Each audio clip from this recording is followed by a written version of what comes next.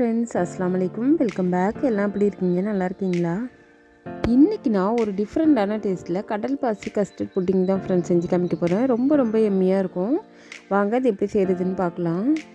First நம்ம ஒரு 1/2 litre அளவுக்கு திக்கான பால் எடுத்து காய்ச்ச ஆரம்பிச்சிடலாம். இப்போ பாருங்கள், நம்மளோட பால் நல்லா கொதிக்க ஆரம்பிச்சிடுச்சு. அடுப்பை சிம்மில் வச்சுட்டு ஒரு 1/2 மணி நேரத்துக்கு நல்லா காய்ச்சிக்கலாம். பால் நல்லா கொதித்து வரத்துக்குள்ள ஒரு மிக்சர் ரெடி பண்ணிக்கலாம். ஒரு கப்பில் ஒரு 1/4 கப் அளவுக்கு திக்கான பால் எடுத்திருக்கேன். இது சில்லுன்னு உள்ள பால் தான். இதில் 1 ஸ்பூன் அளவுக்கு மில்க் பவுடர் ஆட் பண்ணிக்கலாம். எந்த பிராண்டாக இருந்தாலும் பரவாயில்ல, ஆட் பண்ணிப்போம். அது கூடவே 1 ஸ்பூன் அளவுக்கு கஸ்டர்ட் பவுடரும் ஆட் பண்ணிக்கலாம். ரெண்டுத்தையும் சேர்த்துட்டு நல்லா மிக்ஸ் பண்ணிப்போம். இப்போ பாருங்கள், நம்மளோட மில்க் பவுடரும் கஸ்டர்ட் பவுடரையும் மில்கில் சேர்த்து நல்லா மிக்ஸ் பண்ணியாச்சு இந்த அளவுக்கு. இப்போ பாருங்கள், 1/2 மணி நேரத்துக்கு அப்புறம் நம்மளோட பால் சூப்பராக நல்லா கொதித்து திக்காகி வந்திருக்குது. இந்த அளவுக்கு வந்ததுக்கப்புறம் நம்ம ரெடி பண்ணியிருந்த இந்த கஸ்டர்ட் மில்க் மிக்சரை அது கூட ஆட் பண்ணிக்கலாம்.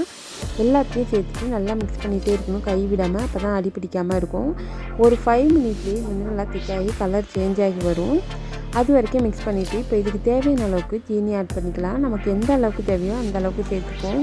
கொஞ்சம் ஜாஸ்தியாகவே சேர்த்துக்கிட்டால் தான் நம்ம கடல் பாசியும் ஆட் பண்ண போகிறோமே, அதுக்கும் கரெக்டாக இருக்கும். அதுக்காக தான் இப்போ எல்லாத்தையும் சேர்த்துட்டு நல்லா மிக்ஸ் பண்ணிகிட்டே இருக்கணும், கை விடாமல். அடுப்பு கூட சிம்மில் வச்சுட்டு நல்லா மிக்ஸ் பண்ணிகிட்டு இருக்கணும். இப்போ ஃப்ளேவருக்காக கொஞ்சமாக அதில் வெனிலா எசன்ஸ் ஆட் பண்ணிக்கலாம். ஒரு 1/2 ஸ்பூன் அளவுக்கு வெனிலா எசன்ஸ் ஆட் பண்ணிவிட்டு இப்போ பாருங்கள், கலர் நல்லா சேஞ்ச் ஆகி திக்காக வந்திருக்குது பாருங்கள். இந்த அளவுக்கு வரது வரைக்கும் நம்ம அதை வந்து கொதிக்க வச்சுக்கணும். இப்போ பாருங்கள், அந்த மில்க் ரெடி ஆகிடுச்சு. இப்போ எடுத்து ஒரு பவுலில் ஆட் பண்ணிக்கலாம். அடுத்தது ஒரு பானில் கொஞ்சமாக கடல் பாசி எடுத்து அதில் கொஞ்சமாக தண்ணியை சேர்த்து அதை ஒரு பானில் வச்சு நல்லா காய்ச்சிக்கலாம். அது கூடவே கொஞ்சமாக சால்ட் மட்டும் ஆட் பண்ணி நல்லா கொதிக்க வச்சு அந்த கடல் பாசியெல்லாம் நல்லா கரையிறது வரைக்கும் நல்லா கொதிக்க வச்சுக்கலாம். கடல் பாசியெல்லாம் நல்லா கரைஞ்சி வந்ததுக்கப்புறம் இதையும் நம்ம வந்து அந்த கஸ்டர்ட் பவுடர் கூட நல்லா வடிகட்டி ஆட் பண்ணிக்க போகிறோம். இப்போ இது நல்லா கரைஞ்சி வரட்டும்.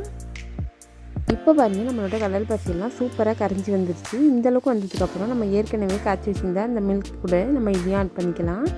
இது போல் வடிகட்டி ஆட் பண்ணிக்கணும். நல்லா வடிகட்டி சேர்த்துட்டு நல்லா மிக்ஸ் பண்ணி விட்டுக்கலாம். எல்லாம் ஒன்றா கலக்கிற மாதிரி கடல் பாசியும் அந்த கஸ்டர்ட் மில்க்கும் ஒன்றா சேர்கிற அளவுக்கு நல்லா மிக்ஸ் பண்ணி விட்டுக்கலாம். இப்போ பாருங்கள், நல்லா மிக்ஸ் பண்ணியாச்சு. ரெண்டுமே நல்லா ஒன்றா கலந்து வர அளவுக்கு நல்லா மிக்ஸ் பண்ணி எடுத்துக்கலாம் இந்த அளவுக்கு. அடுத்தது நம்ம எந்த பவுலில் செட் பண்ண வைக்க போகிறோமோ அந்த பவுலில் 1 ஸ்பூன் அளவுக்கு நெய் ஆட் பண்ணிக்கலாம். இப்போது 1 ஸ்பூன் நெய் ஆட் பண்ண பவுலில் நான் தேவையான அளவுக்கு அந்த மிக்சரை மட்டும் ஆட் பண்ணிக்க போகிறேன். இப்போ தேவையான அளவுக்கு சேர்த்தாச்சு. தேவையான அளவுக்கு சேர்த்ததுக்கு அப்புறம் இது அப்படியே நம்ம 1 மணி நேரம் வெளியில் வச்சு நல்லா ஆறுனதுக்கப்புறம் 1 மணி நேரத்துக்கு ஃப்ரிட்ஜில் எடுத்து வச்சுக்கலாம். இது சாப்பிடும்போது சில்லுன்னு இருக்கும், அதுக்காக தான்.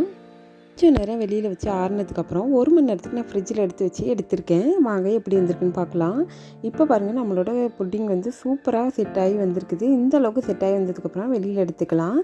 எடுத்துகிட்டு நம்ம இதை சும்மா சாப்பிட்றத விட இதுக்கு மேலே நமக்கு என்ன நட்ஸ் பிடிக்குமோ அதை சேர்த்து சாப்பிடும்போது இன்னும் டேஸ்ட்டாக இருக்கும். அதுக்காக இதுக்கு மேலே நம்ம நட்ஸ் ஆட் பண்ணிக்கலாம். நான் இன்றைக்கி பிஸ்தா தான் ஆட் பண்ண போகிறேன். அதை கொஞ்சம் பொடியாக கட் பண்ணி மேலே தூவி விட்டுக்கலாம். அதோடு சேர்த்து சாப்பிடும்போது அந்த புட்டிங் அம்புட்டு டேஸ்ட்டாக இருக்கும். இப்போது கொஞ்சமாக உங்கள்கிட்ட எடுத்து காமிக்கிறேன். பாருங்கள் எவ்வளோ சூப்பராக வந்திருக்குது அப்படின்னு. சாப்பிட்டுக்கிட்டே இருக்கலாம், திகட்டாது. அந்த அளவுக்கு டேஸ்ட்டாக இருந்தது. நீங்களும் வாங்க ஃப்ரெண்ட்ஸ், சாப்பிட்லாம். அவ்வளோதான் ஃப்ரெண்ட்ஸ், நம்மளோட டிஃப்ரெண்ட்டான டேஸ்ட்டில் கடல் பாசி கஸ்டர்ட் புட்டிங் எப்படி எம்மியாக செய்கிறது அப்படிங்கிறத செஞ்சு காமிச்சிருக்கேன். இது போலவே நீங்களும் செஞ்சு பாருங்கள். எப்படி வந்தது அப்படிங்கிறத எனக்கு கமெண்ட்டில் சொல்லுங்கள். தேங்க்ஸ் ஃபார் வாட்சிங். பாய், டேக் கேர்.